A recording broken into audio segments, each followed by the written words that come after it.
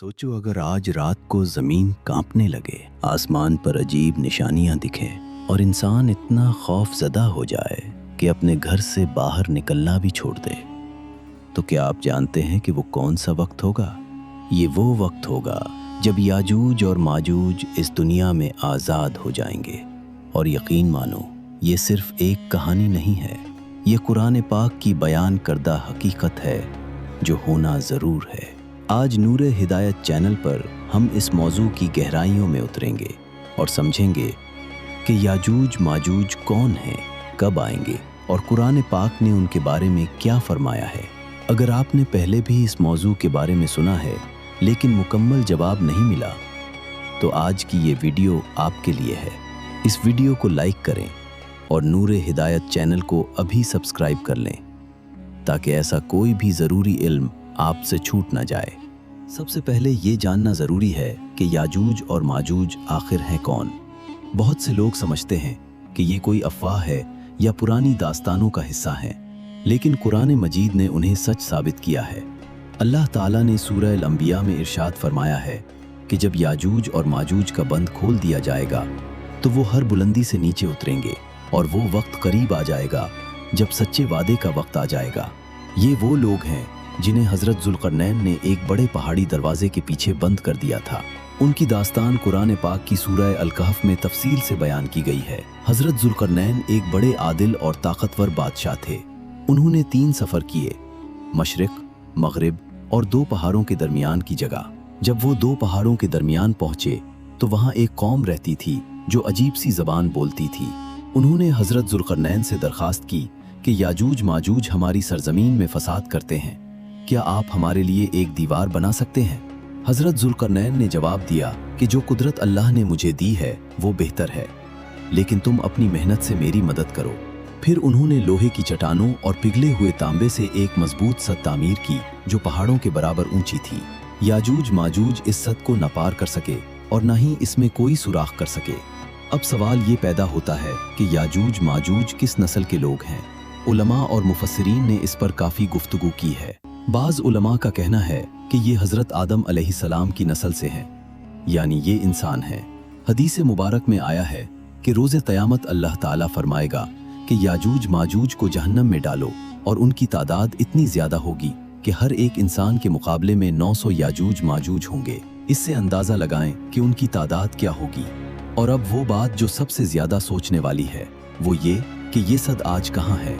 हज़रत रसूल अल्लाह सल्लल्लाहु अलैहि वसल्लम ने एक हदीस में फरमाया कि ये सद रोज़ बरोज़ कमज़ोर होती जा रही है।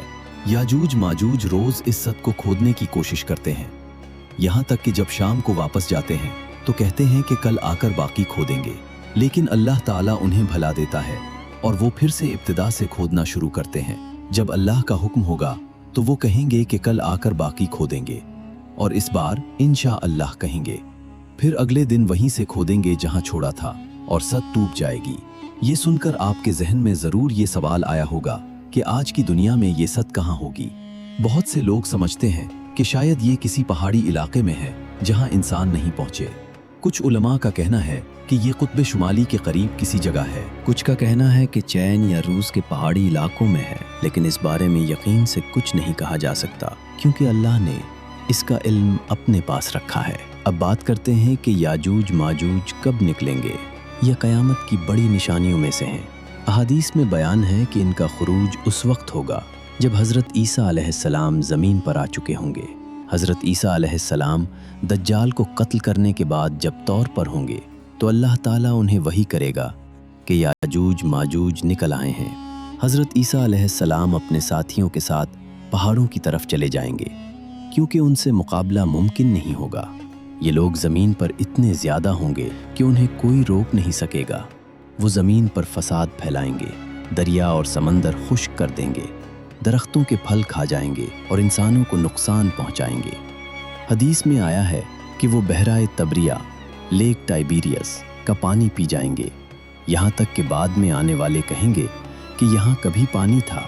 लेकिन एक बात जो दिल को सुकून देती है वो ये है कि अल्लाह का निज़ाम हमेशा गालिब है। हज़रत ईसा अलैहिस्सलाम दुआ करेंगे और अल्लाह ताला याजूज माजूज पर एक ख़ास किस्म के कीड़े, नगफ़ مسلط कर देगा जो उनकी गर्दनों में पैदा होंगे और वो सब हलाक हो जाएंगे। फिर परिंदे उनकी लाशों को उठा ले जाएंगे और अल्लाह के हुक्म से ज़मीन साफ हो जाएगी। फिर बारिश नाजिल होगी और ज़मीन दोबारा सरसब्ज हो जाएगी। नूरे हिदायत के प्यारे दोस्तों, इस बयान का मकसद सिर्फ एक कहानी सुनाना नहीं बल्कि ईमान को मजबूत करना है।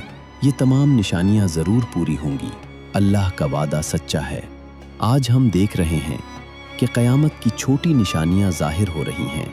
फितना बढ़ रहा है, बुराइयां आम हो रही हैं, इल्म कम हो रहा है और रिश्ते कमज़ोर हो रहे हैं।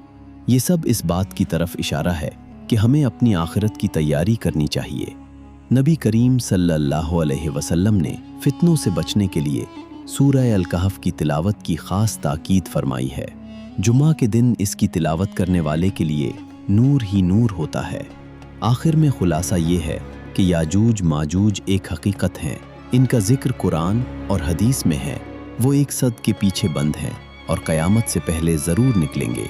हमें चाहिए कि हम नमाज कायम करें, कुरान पढ़ें, दुआ करें और अपनी आखिरत की तैयारी करें। अगर इस वीडियो ने आपको कुछ नया सिखाया हो तो इसे लाइक करें, शेयर करें और नूरे हिदायत चैनल को सब्सक्राइब करें। अल्लाह हम सबको हिदायत दे, फितनों से बचाए और अपनी रहमत के साए में रखे।